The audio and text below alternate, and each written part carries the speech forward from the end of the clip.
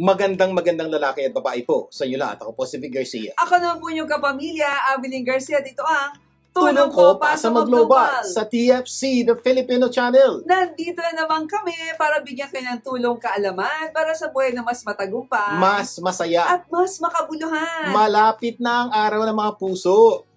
May kilala ba kayong mag-asawang hiwalay na o malapit nang maghiwalay? O mag-asawang nagtitiisa na lang dahil inis na inisa sila sa isa't isa? Good news po! Mamaya pag-uusapan natin kung ano-anong dahilan bakit may mga nagpakasal o may nagsasama pero gusto nang maghiwalay o hiwalay na. Yan ang pag-uusapan natin. Bakit ba? Kasi kailangan malaman natin yung dahilan and hopefully makahanap tayo ng solusyon. Sa ating episode na, Saan Ako Nagkamali? Yan ang mga sinasabi ng maraming tao ngayon. Saan ako nagkamali? Parang tama na may simula namin. Parang hindi na maganda yung tuloy na pagsasama namin ngayon. Parang may problema. Saan ako nagkamali? Simulan natin ang ating programa ng Tulong Pampagana. Dahil ang paniniwala po namin, one idea can change your life. Tama ka dyan, sir. At para ganahan kayo sa buhay, sasamahan tayo ng Vice President ng Banura Home Health and EdSense Solutions na si Amabel De Leon. Amabel, ano ba ang mapapayo mo sa mga Pilipino sa Amerika na gustong magnegosyo pero natatakot magsimula? Thank you so much, Vic and Abilene, for having me again in your show. How do you get started?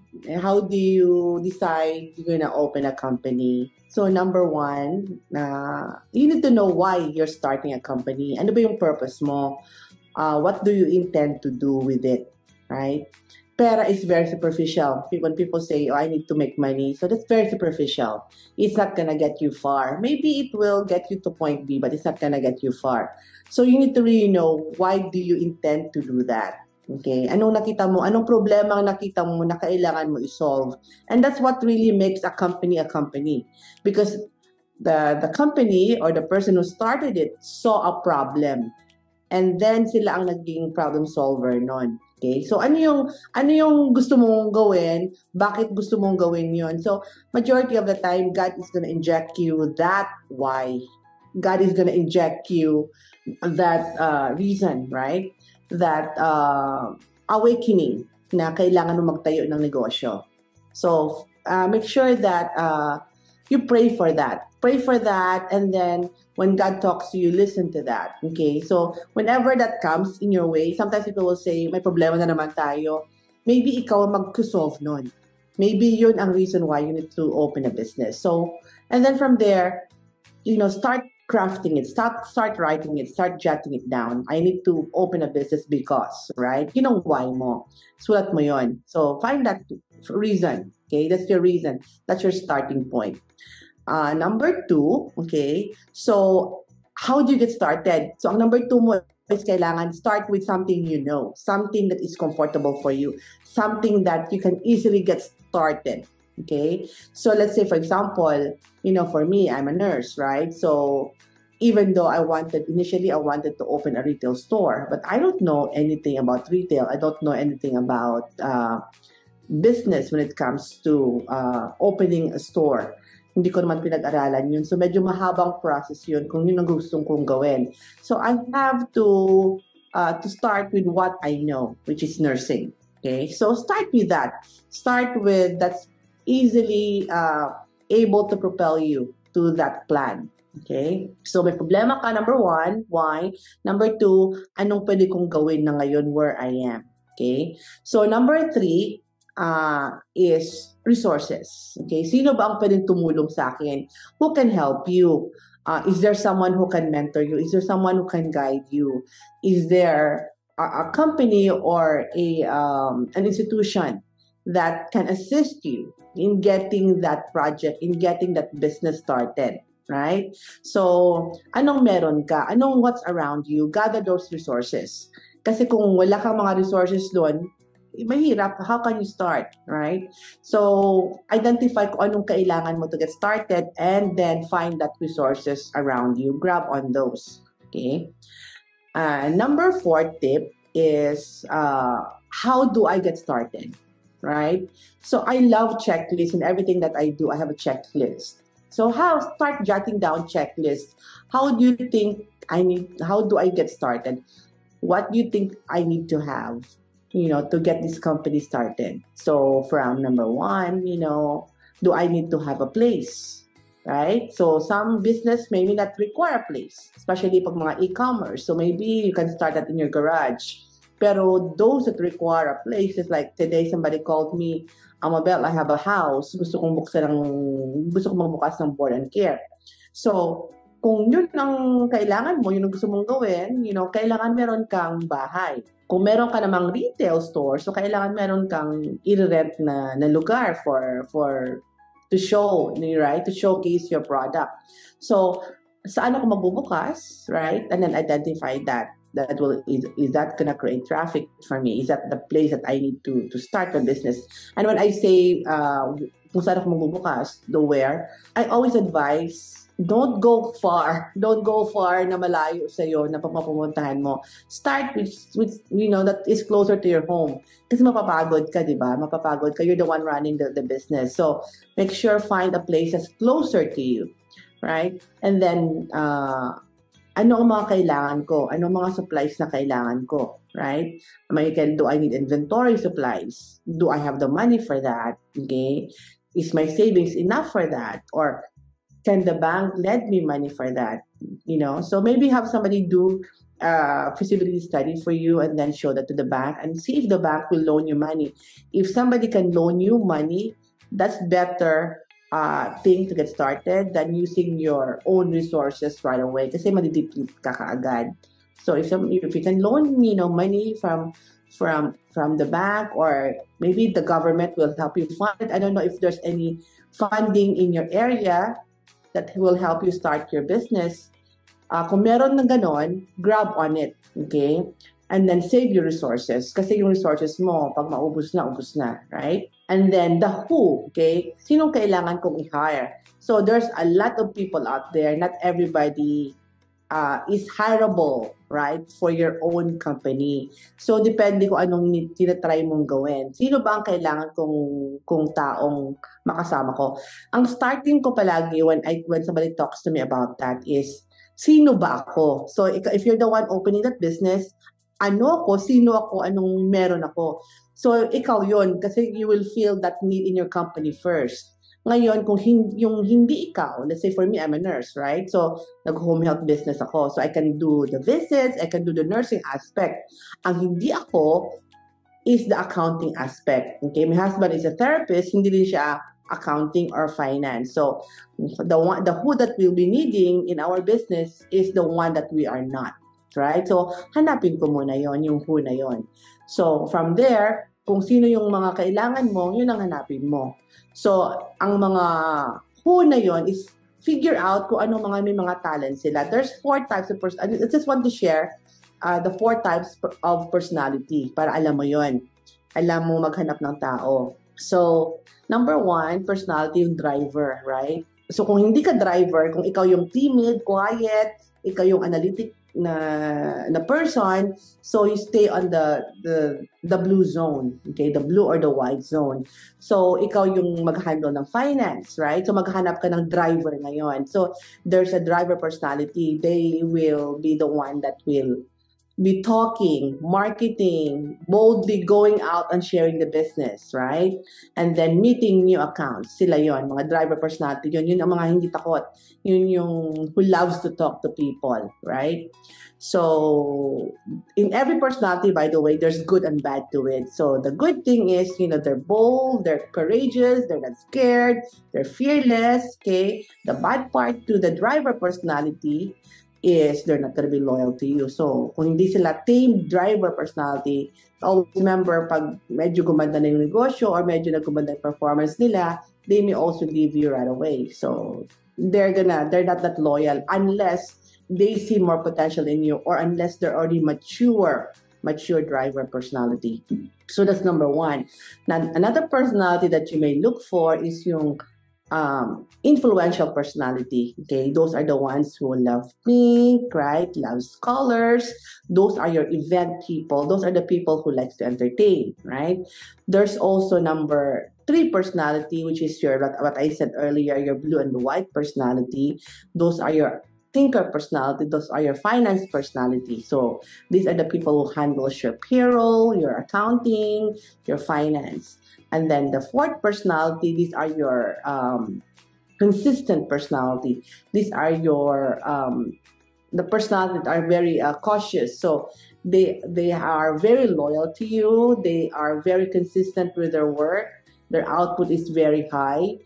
Most of the time, okay, there's the people that will keep complaining if you inject new things in your company. So these are the people who drives the coordination, the things that's get done like over and over and over again. So those are the people that you'll be needing in your company. So yun, I hope you answered your question, Evelyn and Vic. And then whatever you do in your business and you're trying to do, keep blooming on your battlefield. Maraming salamat, Amabel, sa magagandang payo para sa mga Pilipino sa Amerika na gustong magnegosyo pero natatakot. Kaya kapamilya, tandaan niyo yung payo ni Amabel, ha? Sana ay na-inspire po kayo at patuloy kayong ganahan sa buhay. At para ganahan kayo, Yes, may paalala lang kami, i-avail niyo po ang libro ni Amabel na Bloom on the Battlefield and Medical and Healthcare Essentials when you visit www.edsensolutions.com. mamaya sa tulong pampaganda ng buhay, matutunghayan natin ang part 3 ng interview with Conjen Badajos. Magbabalik pa ang tulong ko Pasa Mo Global. Tulong ko, pasa mo, gaganda ang mundo. Nagbabalik ang tulong ko pa sa Mag-Global. Ako pa rin po inyong kapamilya, Ameline Garcia. Dadako na tayo sa ating tulong pampaganda ng buhay. Ang paniniwala kasi namin, you don't become what you want, you become what you do continually. Kapamilya, last week ay natunghayan natin ang part 2 ng aking panayam with Conjen Badajos. Ngayon, tunghayan naman natin ang part 3 ng aking panayam with Conjen Ed Badajos patungkol sa kanyang accomplishments, things he would like his successor to continue, at yung kanyang mga ideas to improve the lives of Filipinos in America. Panoorin natin ito. Conjen, maraming magagandang bagay ka nang nagawa dito sa Amerika, sa ating mga kababayan. No? Would you like to share with us ano yung mga accomplishments na nagawa na ng opisina ninyo? Yeah, maraming salamat, Evelyn, for raising that. When I arrived here in the US, first in February 14, Valentine's Day, Wow! in 2021. And that is why February 14 next year I'm going back to the Philippines for good. So the first thing I noticed when I visited Las Vegas ay wala tayong opisina doon. And that is why yung mga kababayan natin sa Las Vegas, kahit yung napakasimpleng consularization or notarization of documents lang, they have to travel all the way from Vegas to Los Angeles, taking that tedious and expensive trip just to have a simple document notarized by the consulate. Sabi ko, this has got to stop. We have to help our fellow Filipinos in Las Vegas and other parts of Southern Nevada para mapagana ang kanilang buhay when it comes to consular services. So I recommended to the Department of Foreign Affairs and to the U.S. government that we open a Philippine honorary consulate. And so for the first time since 1947, we now have a Philippine honorary consulate in Las Vegas. Congratulations! Yes. So, yung mga kababayan natin, di na kailangan bumiyahe dito. Doon na kay Honorary Consul Amy Belmonte. Doon na sila magpa-notarize. Hindi na kailangan pumunta. And we have also proposed appointing and opening a Philippine Honorary Consul office in Phoenix, which is about 8 hours from Los Angeles, di ba? Wow! And also in Palm Springs. So, kapag yan ay nagkaroon din ng Philippine Honorary Consular Office, yung mga kababayan natin in those places also do not have to travel anymore to Los Angeles. Para lang magpa-SPA, magpa-red ribbon ang tawag nila. We don't do red ribbon anymore. Please note that. We just notarize and affix our consular seal. So wala na yung red ribbon. Oo, kasi yun pa rin nasa isip ng iba. Red ribbon ka sa consulate, hindi na natin ginagawa yan.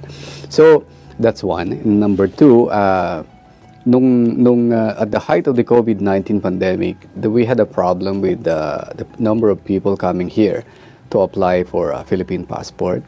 And because of the appointment system, maraming nahihirapan na kumuha ng appointment. So we recommended to the DFA, Department of Foreign Affairs, that we open an external passport renewal center. And we have one now dito sa may Wheelchair Boulevard and somewhere in Beverly Hills. Wow. This is being operated by a private company. So if you don't feel like going to our office here Yes. in Koreatown, you can apply for passport renewal in that passport renewal center somewhere in Beverly Hills. We'll be flashing the address and the number of Yes. that office. So may option na yung mga tao na kung saan mag-apply ng passport. And number 3, of course, for the first time since 1947 again, the Philippine Consulate spearheaded the holding of probably the largest Philippine Independence Day celebration at the historic Filipino Wow, Town. And we were able to do congratulations it. po. Yeah. So ang laki ng celebration. And we thank, of course, the support of our Filipino community members, because were it not for their support, we would not have been able to do it. And last, we, of course, were able to receive President Bongbong Marcos here. He visited Los Angeles in November. It was a very successful visit. It was very well attended. At madaming natuwa, and they listened from the President himself what are his visions for our country moving forward. Indeed, napakadaming magandang nangyayari sa Pilipinas ngayon, economically especially, dahil the Philippine economy is now considered as the second fastest growing economy in Asia. So now's the best time to visit, both for tourism purposes and for business purposes. Yes, the best Yeah. time, kaya best time also to become a dual citizen. Yeah, Right. yeah. You mentioned a while ago that February 14, grabe naman, ano, Valentine's Day pa talaga, no? February 14, you will be passing on the baton Yes, to yes. another conjent. Yes. Ano po yung mga wish ninyo that you would like the next conjent to continue, no? Projects that you started, Yes. or maybe you can also add visions that you have Yes. that you would like the next conjent to implement. Yeah, so first and foremost is that I would like for my successor to be able to fill up the positions of the Philippine Honorary Consul in Phoenix and hopefully open one in Palm Springs. That's very important for fellow Filipinos living in those areas. Yung Filipino community natin sa Arizona lumalaki eh. Like now we have about 75 to 80,000 Filipinos. So they don't have to travel all the way to Los Angeles also. We're able to open a Philippine Honorary Consulate there. Doon na din mismo ipagawa yung kanilang mga SPA. Number 2, as I noted earlier, tanging ang ating konsulado dito sa Los Angeles, in all of America, ang walang sariling bahay. We are just renting our office here. The Philippine Consulate is just renting this space. And the Consul General, whoever comes as Consul General, always have to look for his or her own residence. Yes. Kung saan siya titira. During the time of my predecessor, si Consul General Adel, he resided in, I think, Artesia, because he wanted to be close to a school. In my case, I found a house somewhere in Sherman Oaks, thanks to one of your leaders here who helped me. I will not mention the name, baka ma-accuse ako of favoritism. So ganun eh, every time somebody comes here, naghahanap ng titirhan. So sana maiwasan natin yun. Let's stop being squatters. Let's Stop being homeless. By probably purchasing the permanent home of the Philippine Consulate General in Los Angeles and the permanent resident of anybody who comes here as Consul General. But it's a long shot because it entails a lot of money. But we have already floated the idea with the Department of Foreign Affairs, and it remains in the radar of the DFA that someday, we don't know when it will be, we will have our own property here, just like in San Francisco, just like in New York, just like in Chicago, and just like in Washington DC. Yes. And the other hope is for my successor to continue the programs I've started that is designed to help empower the Filipino community under our jurisdiction. By that I mean helping them to become financially independent, to become financially literate. Ang sabi nga kanina, ang Pilipino naiiba sa mga ibang Asian, especially the Malays and the Chinese, because the entrepreneurial spirit seems to be not in our DNA. Parang yung comfort zone nandoon sa sa pagiging empleyado. Pagiging empleyado lang. Oo. So I've noted earlier, when a Filipino goes abroad, most likely that Filipino is going to work for somebody else, for a company or for another employer. Unlike other Asians, they go out and open a business and become entrepreneurs. We have to change that mindset. We have to develop more entrepreneurs in our community. And the way to do that is what we have already started by organizing financial literacy seminars, teaching the ABCs on how to open a business in the US.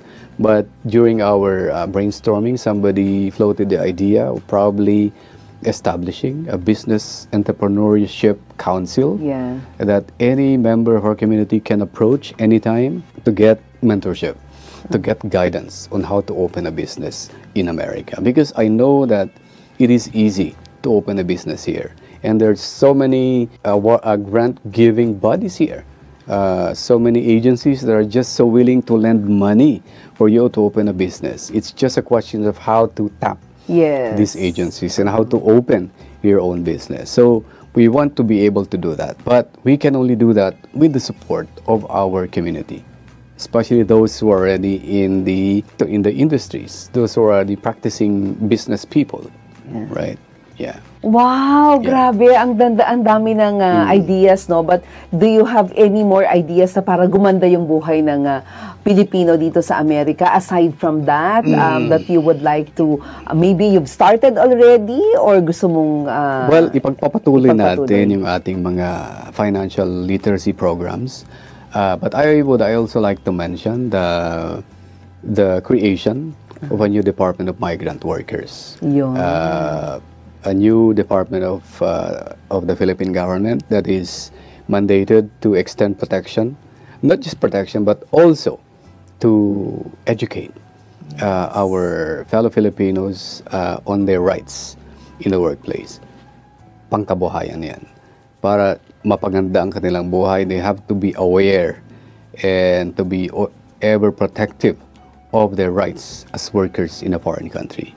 And we wish to do that through this Department of Migrant Workers. So the newly created department is there not just to extend protection to them, but also to educate them on their rights. Because this department is working with the U.S. Department of Labor to really educate them, tell them about their rights and privileges as workers in America. Wow, thank you so much, Conjen.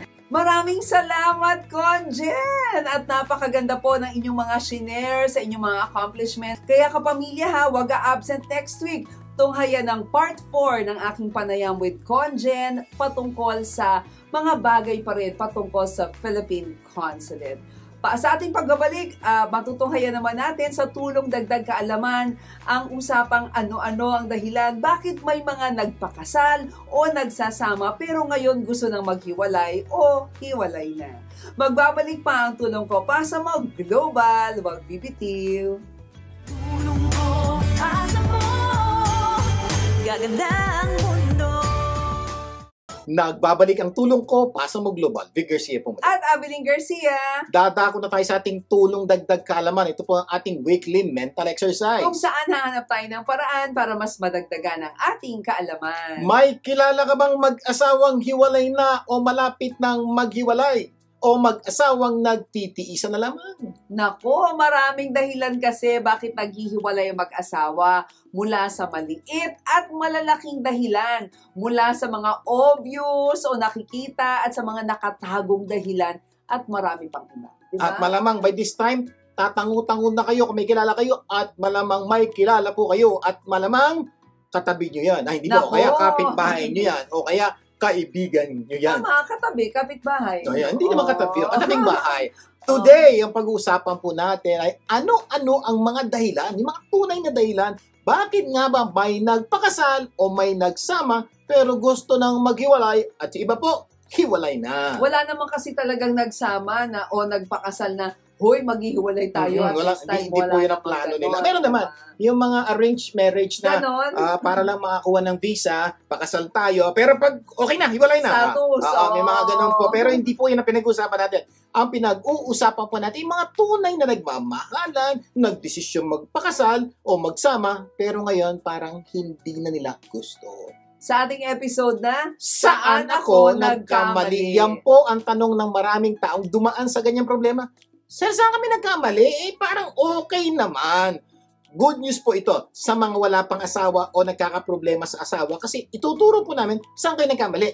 At ang good news po, ituturo din namin kung ano yung pwede nyo gawin para wag mangyari o kung sakaling nangyayari na, paano itatama para hindi na maghiwalay yung taong nagdesisyong magsama. Yes. Okay, number 1. Ito yan. Saan ako nagkamali, number 1? Kasi hindi pa dapat magpakasal. Kaya lang nadala ng bugso ng damdamin.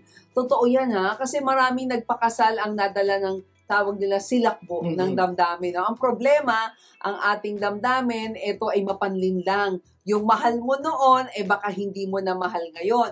Yung mahal mo ngayon, ay naku, baka hindi mo na mahal bukas. So yan po isang matinding dahilan bakit may mga nagpakasal gusto na maghiwalay ngayon because yung simula pa lang po may problema na they're not supposed to get married kaya lang nadala ng silakbo ng damdamin, ibang momentary emotion. Oo. Parang, tapos nagdesisyon na magpakasal. Delikado po yung kadalasan, marami pong ganitong sitwasyon na uwi po sa hiwalayan. Kaya kung nandiyan ka ngayon, balak mong magpakasal dahil damang-dama mo yung wag mo na. Isip-isip mo na. Delikado yan. Oo, parang ilang beses mo naman sinabi na mamamatay ka kapag nagkahiwalay kayo nung karelasyon mo. Di ba? May mga ganon. May mga ganon. At dahil ayaw niyang mamatay, pakasal na tayo. Delikado po yun. Di ba? Nagkahiwalay naman kayo pero buhay ka pa. Yeah, so, kaya po, ingat yung mga salitang mamamatay ako. Hindi naman po totoo yun kasi napakadami niya pong nagsabi ng salitang yan, buhay pa po. So, ingat lang po. Ang tawag po doon, silakbo ng damdamin. At dahil panadala ka ng silakbo, nga, kaysa mamatay tayo, magsama na tayo. Problema po yan. Kaya hindi talaga magandang magpakasal dahil lamang sa bugso ng damdamin. Dahil yung damdamin ay hindi talaga nagtatagal at sa kalaunan ay baka lang kayo ay maghiwalay. Yung problema po ng damdamin, kamisa po, ngayon love na love mo, bukas, after few weeks, hindi na damdamin po kasi. Ingat po sa pagdidesisyon, lalo na po sa pagpapakasal, kung damdamin lang ang ginagamit. Pero may disclaimer naman, di ba? May mga nagpakasal dahil sa bugso ng damdamin, pero hindi naman naghiwalay at naging maganda yung kanilang pagsasama. Ito ay dahil natuto silang magmahal, higit sa kanilang nararamdaman. Yeah. So, ang ganda po yung sinabi niya, Evelyn. Hindi po namin sinasabing lahat na nagsimula ng bugso ng damdamin na nagpakasal, nasira ang buhay. Hindi po. Sinasabi lang namin, marami pong nasirang pagsasama because of this.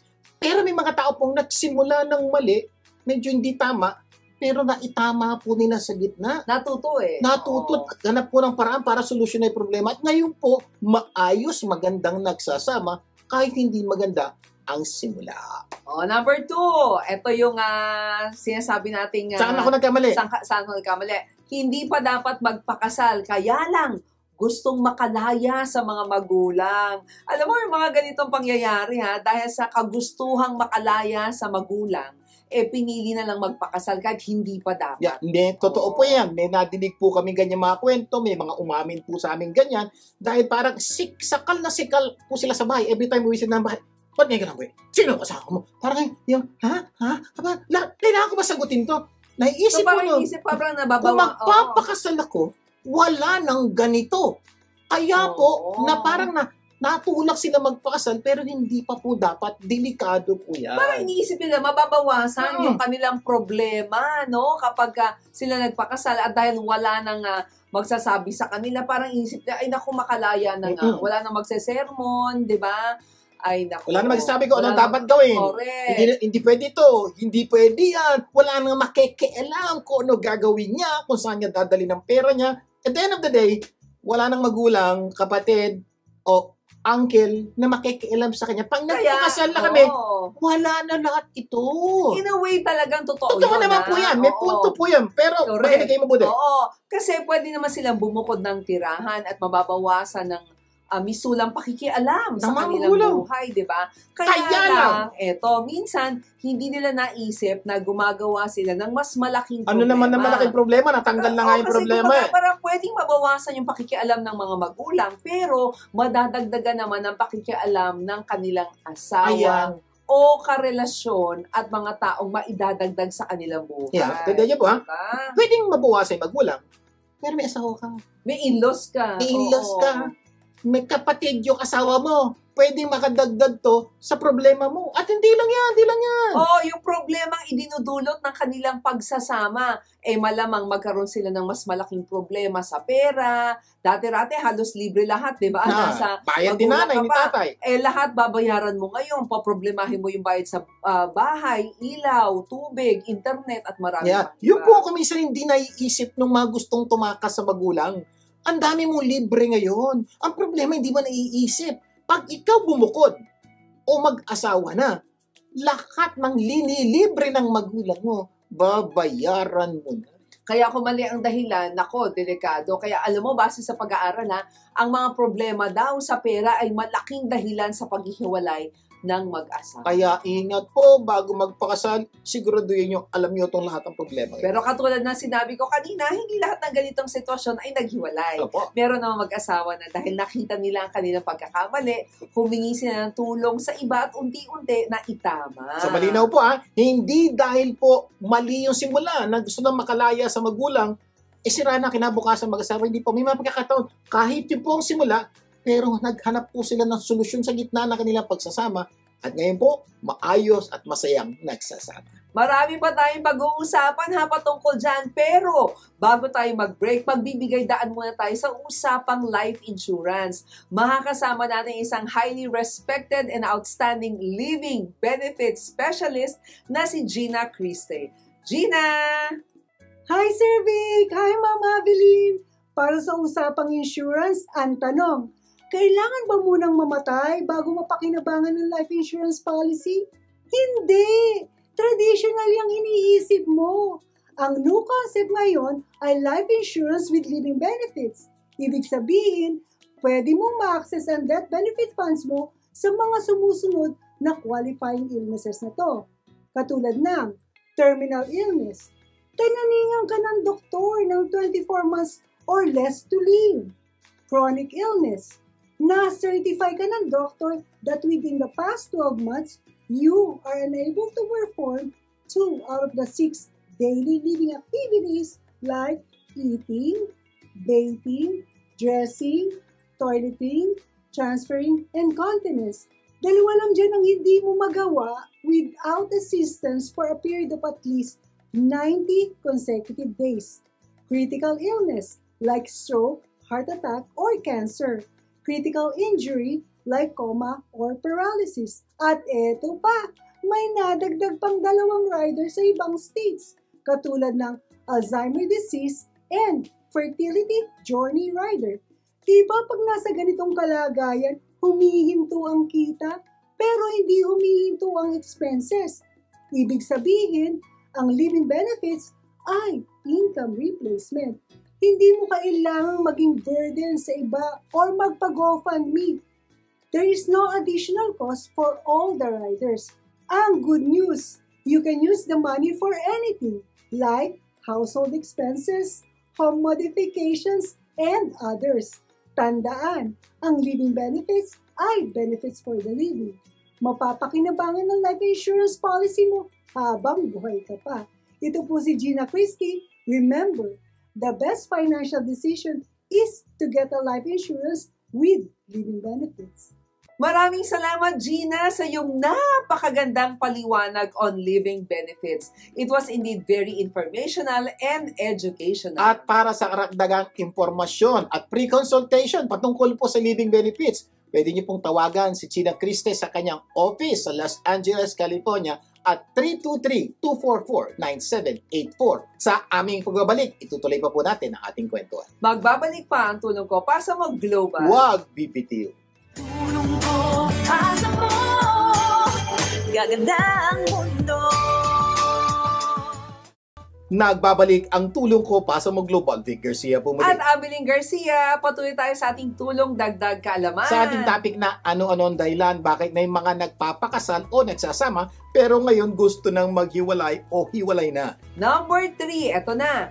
Hindi pa dapat magpakasal dahil hindi pa handa. Ayan, may mga pagkakataon po, nagpapakasal, hindi pa handa. Anong handa? Handa physically. Handa, ibig sabihin masyado pa bata. Hindi pa handa emotionally, hindi pa marunong humawak ng emosyon, psychologically, mentally, hindi pa kanya kayang solusyonan yung mga problemang idudulot po ng pagsasama mag-asawa. Oo, at iba financially, diba? Marami sa mga teenage marriage ang nauuwi sa hiwalayan dahil nga masyado pang bata at kulang pa yung pangunawa sa pag-asawa. Yan. So basically po, medyo binabawasan po natin kaya yung teenage marriage. 16, 17, 18, 19, 20, ay pala, 20, 21, Ano ka ba? Hindi nakasama yun. Hanggang 19 lang po. Or basically, kahit po may edad na pero kung hindi pa handa, wag po muna dahil delikado po yan. Baka masira lang inyong Oo, pagkasama. tama yung sinabi mo na. Kasi may mga taong may edad na o hindi na teenager pero hindi pa rin pwedeng magpakasal. 25, 26, Oo. 27. Hindi Bakit? po dahil na hindi na kayo teen, Oo. papakasal na kayo. May problema pa rin po. Dahil hindi pa sila handa emotionally o matured, no? O kulang sa paghahanda sa pag-aasawa. So may mga pagkakataon po ganun, medyo may edad na physically, pero yung kanyang emotional age, yung kanyang psychological Yung age, EQ niya. o kaya oo. yung kanyang financial age, medyo bata pa. Pag ganun po, medyo hindi po namin suggest mag-asawa muna dahil napakadelikado po yan. Malaki posibilidad masira ang yung pagsasama. Pero katulad ng nabanggit ko kanina, 'di ba? Disclaimer ulit. May mga batang nag-asawa o hindi pa handang mag-asawa pero naging maganda naman ang kanilang pagsasama dahil pinag-aralan nila no? While they are in that situation, pinag-aralan nila kung paano ayusin yung kanilang pagsasama. Ganda po, no? Pero hindi po namin sinasabi na gawin niyo po ito. Sinasabi Oo. lang po namin ay pwedeng kahit pangit nagsimula, pwede gumanda pero medyo malaki po yung adjustment na ginawa nila in the middle na parang pinahirapan po nila sarili nila kasi mali pa po yung panahon. Pero kahit ganun po, pwedeng itama. Kaya lang po, Yes. marami po, dahil mali yung simula, medyo hindi na po nakaahon, hindi po naka-recover, patuloy na sira po ang kanilang pagsasama. Oh, eto naman, number 4. Hindi pa dapat magpakasal. Kaya lang, buntis na. Ayan, may mga pagkakataon po, alam niyo po, nangyayari po yan dahil nagbunga ang kanilang pag-ibig, yung po tawag nila. Oo. Hindi po totoo yun. Hindi po lahat ng bunga ay bunga ng pag-ibig. Ano? Bunga lang po ng silakbo ng kanilang katawan, ng kanilang relasyon. Oo. Sila po ay nagdesisyong magpakasal. Suggestion po namin, hanggat maaari, huwag niyo pong gagawin yan kung pwede lang dahil may masama rin pong epekto yung mga bagay na yan. Hindi dahil nagkamali, no? Nagkamali ka minsan, itatama mo pa ng isang pagkakamali. Kasi kung minsan, tama na yung may anak ka. Pero, Na walang asawa. Oo, na wala kang asawa, no? Kasi nagkamali ka na nga. Pero kung alam mong hindi ka pa handa, wag mo nang dagdagan ng asawa kung hindi ito ang tama. Ang ganda po sinabi mo, Mabilin. Kung nagkamali ka na nagkaanak ka, hindi mo kailangan dagdagan pa ng isang pagkakamali na dadagdagan mo ng asawa ay anak mo. Ibig sabihin ba, kahit siya yung ama o ina ng iyong anak, hindi nyo kailangan magpakasal. Hindi ko po sinasabing huwag magpakasal. Kung tunay kayo nagmamahala na talagang tingin nyo we're meant for each other, handa na kayo, pakasal po kayo. Ang ayaw lang po namin, gagamitin nyo lang pong dahilan yung bata para kayo magpakasal. Delikado po yun. Malamang po hindi maging maayos ang inyong pagsasama dahil talagang hindi naman kayo talaga para sa isa't isa. Hindi kayo nagmamahala. Kaya ang payo namin sa inyo, hindi dahil may nabuntis, kailangan ng magpakasal. So, yun po, hanggat maaari. Pero, ang malaking problema po kuminsan, hindi naman po yung lalaki, babae na nagka-problema. Oo. Ang problema po ay yung mga magulang, si nanay, si tatay, si ate, si kuya, si lolo at si lola. Kasi nahihiya. Diba? Parang kaya sa mga magulang, huwag po nating pilitin ang ating mga anak dahil lang may nabuntis, diba? Dahil kung nagkamali na sila ng minsan, hindi ito kailangan itama ng isang pagkakamali. Kasi po baka masisi kayo ng habang buhay. Ito po sabihin ng anak niyo, kung hindi niyo ako pinilit magpakasal, hindi ganito buhay. Aba, ikaw pa nasisi. Sila na nagkamaling una. Ikaw pa masisisi sa dulo. So, ang punto lang po namin, hanggat maaari huwag pilitin, pag-usapan niyo po sila. Yes. Kung talaga nagmamahalan sila, handa na sila, pwede naman po. Pero kung hindi pa, huwag mo na, by the way, may isa pang technique po yan. Kung gusto nila magpakasal, gusto mo talaga ikasal, ito si Pino, okay, palabas na natin yung bata, ganito, after 1 year, kung talagang tingin nyo kayo pa rin pala sa isa't isa, pakasal kayo. Pero huwag nyo pong pilitin dahil delikado po yan. Pero hindi lahat ng ganitong sitwasyon ay naghihiwalay. May mga kilala kaming nag-asawa na ganito ang simula. Nagsimula ng mali, pero naitama rin sa dulo. Yan. So, diba? uulitin po natin ha, hindi po dahil nagkasimula ng mali na buhay. Kaya lang po, sinasabi lang po namin, pag mali ang simula, ang dami pong struggle, ang daming challenges, ang dami yung dapat itama, at may mangilan-ngilan na itatama. Ang problema po namin, karamihan po, pag mali ang simula, marami po taong hindi nakaka-recover. Yes. Hindi po nila nagagawa yung tama. Eventually, nasisira po ang pagsasama at nasisira po ang buhay nila. At isa mas masakit dito, kasama po yung epekto yung sa bata. Kasi po, kung walang anak, kayo lang masisira. Yung bata po, napakarami na po pag-aaral ngayon na malaki ang epekto ng paghiwalay ng magulang sa kanilang mga anak. Marami pa tayong pag-uusapan patungkol dito ha. Pero bago tayo mag-break, magbibigay daan muna tayo sa usapang real estate mula sa licensed real estate agent na si Rodrigo Suerte Felipe. Rod! Magandang lalaki, magandang babae sa iyo, Vic and Evelyn. Ngayon po, pag-uusapan na naman natin itong usapang real estate. Ang topic po natin ngayon is California Dream for All. So ano po ba yung tinatawag nating California Dream for All? Ito po yung 20% down payment assistance or grant na ipinamimigay ng gobyerno para po makatulong sa mga first-time home buyer na kagaya ninyo. So kung kayo po ay gustong bumili ng bahay, hindi pa po kayo nagkabahay, this is a great time po para bumili ng bahay kasi po merong pwedeng tumulong sa atin. Ito nga po ang gobyerno, California Dream for All. So paano po bang proseso nito? So kailangan po natin maghanap ng accredited lender. So which is, pwede ko po kayo matulungan dyan. So kailangan po nyo mag-apply para po paglabas ng budget sa April, kayo po ay nakasalang na. So pwede kayo mabunot. Kasi po ang gagawin pong proseso ng gobyerno dito is lottery. So pwede kayong mabunot. Pagka nabunot po kayo, pwede sa inyo ibigay ang 20%. So ano po ba yung 20% na yun? Yung 20% po na yun is towards your down payment. So assuming bibili po kayo ng $500,000 na bahay, bibigyan po nila kayo ng $100,000. Kailan po nyo babayaran yung $100,000 na yun? Pagka ibinenta nyo yung bahay nyo at meron kayong equity. Assuming po, pagka binenta nyo yung bahay nyo, meron kayong $250,000 na equity, babayaran po nyo yung $100,000 sa kanila, may matitira sa inyo $150,000, pero yung $150,000 po na yun, tatanggalin nila doon yung 20%. Kasi po, yung 20% na yon parang yung po ang kita ng gobyerno doon sa ibinigay sa inyong pera.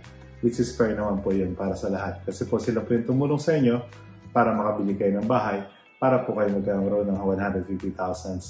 So kung meron po kayong mga tanungan at gusto nyo malaman ang information para dito sa California Dream for All, tumawag lang po 310-689-9781. 310-689-9781 o tawagan po niyo yung numero na nasa screen. Maraming salamat po. Maraming salamat, Rod! Para sa free consultation patungkol sa real estate, tawagan lang si Rod Suerte Felipe sa kanyang contact information flashed on your screen. Mamaya, itutuloy pa po natin ang ating usapang kung ano-ano ang dahilan bakit may mga nagpapakasal o nagpakasal at nagsasama pero kayong gusto ng maghiwalay o hiwalay na. Magbabalik pa ang Tulong Ko Pasa Mo Global. Huwag bibitiw. Tulong ko, pasa mo, gaganda ang mundo. Nagbabalik ang Tulong Ko Pasa Mo Global. Vic Garcia pumuli. At Abiling Garcia. Patuloy tayo sa ating tulong dagdag kaalaman sa ating topic na ano-anong dahilan bakit may mga nagpakasal o nagsasama pero ngayon gusto na maghiwalay o hiwalay na. O, kanina na pag-usapan natin yung mga dahilan, di ba? Saan ako nagkamali? Oo, saan ako nagkamali? So, una, sabi natin hindi pa dapat magpakasal, kaya lang nadala ng bugso ng damdamin. Number 2, hindi pa dapat magpakasal, kaya lang gusto ng makalaya sa magulang. Number 3, hindi pa dapat magpakasal dahil hindi pa handa. Physically, emotionally, Oo. financially, psychologically, mentally. At number 4, hindi pa dapat magpasal kaya lang buntis na. Yan. Number 5 tayo. Number 5 tayo. may third party. Ano yung third party? Di ba nung Oo. araw lang yun, third party, pag tumatawag ka ng telepono, Ano ka ba? Party line yun. Mali pala. Third party po, iba po ibig sabihin. Ano ibig sabihin nun? Yung mahal niya, may mahal ng iba. Ayan. O may mahal pang iba. Ayan. Ay, matindi, Lilinawin ko ha? natin ha. Yung mahal mo, may mahal na iba. Okay? Oo. Hindi ka na mahal. May ibang pagkakataon naman, yung mahal mo, may mahal na iba. May mahal pa. Mahal pang iba. Ano Oo. ibig sabihin nun? Pareho kayong mahal. Mahal ka at mahal siya. Ano kaya doon gusto nyo? Ay, pag Parehong ganito, problema. kadalasan, nauuwi na yan sa hiwalayan. Pero hindi sa lahat ng pagkakataon, ha? Kung sila ay hihingi ng tulong sa mga taong alam ang buhay, no? Na ganito, nagkakaroon ng problema, ay malamang masusolusyon. Yan. So, linaw po real problem po yung third party sa isang relasyon. Nangyayari po yan sa maraming pagsasama. May mga pagkakataon po, pag ganito nangyari, hiwalay. Oo. Pero may mga pagkakataon po, hindi po naghihiwalay kahit may third party. Siguro tanong nyo, bakit? Okay, meron pong dahilan bakit hindi naghihiwalay kasi may nagagawa silang mga solusyon sa problemang kanilang pinagdadaanan. Yan ang sinabi ko kanina, di ba? Nakahingi sila ng tulong, nabigyan sila ng payo. Gaya ng marami sa inyo. Nagka-problema kayo sa third party noon, di ba? Pero masaya naman ang pagsasama ninyo ngayon. Yan, diba? may mga tao nagsasabi, Sir, bakla si third party sa akin. Ano yun? Kasi may third party na fling lang. Ano yung fling? Yung mahal mo, may nakausap lang, may nakasama lang, may one night stand. Yun naman sinabi. Oh. Parang hindi naman serious. Yan. May iba naman, sir, binahay. Sir, ibang usapan yun. Yung third party, binahay. So, marami pong klaseng ganyan. But, ang punto po namin, kahit anong klase ng third party, may solusyon yan. Dahil paulit-ulit namin sinasabi sa inyo, lahat ng problema, may solusyon. Gaya po na sinasabi namin, nagka-third party na solusyonan, may mga kaso po kaming ganyan, na tinulungan po namin, tawag po namin, relational or marriage counseling. Yes. At or kung kayo intervention. makakapunta po sa magaling, maayos na marriage counselor, pwede pong itama, ayusin yung mga pagkakamali. Ito, number 6, ha. Tama naman silang nagsimula. Napabayaan lang sa gitna, kaya nauwi sa wala. Malinaw po. Yung unang 5 pinag-usapan natin, kaya nasira, mali talaga simula. Oo. Pero may mga pagkakataon po, maayos yung simula, tama lahat, walang violate sa 5 pinag-usapan natin. Kaya lang po, yung gitna, napabayaan ng isa't isa. Hindi po nila nagawa yung dapat nilang gawin. May kilala po kayong ganyan. Marami pong ganito. Eventually po, naghiwalay or balak nang maghiwalay. Kaya may mga pagkakataong tama ang simula, pero dahil sa dami ng problema, yung challenges, di ba? Pagsubok na dumating, medyo na-shake, no? Ang mga ito ay hindi nila nakayanan, kaya naiuuwi sa hiwalay. At malamang marami po kayo kilalang ganyan. Ang good news po, paulit-ulit namin sinasabi, kung may kilala po kang gayong ganyan, na tama naman na simula, ngayon medyo nayayanig na ang kanilang relasyon, may solusyon po dyan. Humanap po kayo ng mga professional marriage counselor, spiritual advisor, na magbibigay gabay sa inyo paano itama ang sitwasyong pinagdadaanan nyo dahil may solusyon yan. Ay, may dagdag pa ha. Hindi pa kasama dyan yung mga intruder. Yan. Yung mga nakikialam. Bakit nagkakaproblema mag-asawa? Ito dahilan. Oo, may mga nakikialam pakialamera ng buhay nila. Sino-sino to? Oo, maaaring magulang. Diba? Sinanay, maaaring lola, lolo, kapatid, kaibigan, or social media. Yan. Kumisam. Naapektuhan. Kumisam, ayos naman kayong dalawa. Kaya lang problema, tandaan niyo, pag kayo nagpakasal, hindi naman kayong dalawa lang. May mga tao nakapaligid sa iyo. Kumisan po, nadadala tayo ng mga sabi-sabi ng mga tao nakapaligid sa atin na apektuhan tuloy ang ating pagsasama. Kaya kahit tama ang simula, pwedeng mali ang katapusan. Diba? At maraming pang dahilan bakit naghihiwalay ang mag-asawa. Totoo po. Marami pa. Pero ito po ang gusto ko pakinggan. Pakinggan niyo mabuti. As we end this topic sa mga bagay na to, may mga bagay po tayong napatunayan. Isa-isayin natin. Number 1, mahirap ang mag-asawa. Lalong-lalo na sa maling panahon. Yan po. Napag-usapan na po natin yan. Pag hindi tama po ang dahilan, di tama ang panahon, di tama ang paraan, kayo nagpakasan, mahirap po gumanda yung pag-asama. Pero gumanda, pero mahirap. At kadalasan, nauwi sa hiwalayan. Oo, maling panahon, di ba? Pangalawa, Mahirap ang mag-asawa, lalong-lalo na sa maling dahilan. At ba't ka nagdahilan? Ayoko na po sa nanay ko, gusto ko na makalaya. Pag mali po ang dahilan, delikado po yan. O, pangatlo, mahirap ang mag-asawa, lalong-lalo na sa maling tao. Ayan, So, yan. Hindi naman siya yung tunay na dapat. Hindi mo naman mahal. Pinakasalan mo. Ay, delikado yan. It's hard to belong to someone Yan, else. kakanta ka na lang. It's so hard to belong to someone else when the right one comes along. Yan problema nyo. Kakanta kayo ng ganyan. Number 4, hindi dahil tama ang simula, tama rin ang Yan, katapusan. pinag-usapan na natin. Hindi tayo tama. Pwedeng mamali yan. Oo, dapat ipatuloy natin o patuloy ipaglaban ang inyong samahan hanggang sa dulo ng walang Yan, hanggan. ganun po dapat. Dapat laban. Araw-araw po is a fight to keep us together and be happy. Number 5. Number 5, hindi Ito maganda. hindi dahil mali ang simula, mali ang katapusan. Kung matututo lang ang bawat isang magpakumbaba, tanggapin ang kanilang pagkakamali, humanap ng solusyon at gawin ang mga ito. Kung mali ang simula, pwedeng gumanda ang katapusan. Ito po yung mga sinasabi ng maraming tao kaya nag-iwalay. Kaya naman tayo kasi dapat na mag-iwalay. Bakit? Kasi bata pa, dapat natin nagsimula. Kung di tayo nagpakasal, hindi magkaganito. Kasi buntis ka pinabilit. Ibig sabihin, lahat po ng dahilan, sasabihin niya, para sila mag-iwalay. Kasi sinasabi namin ito, yun man ang inyong simula.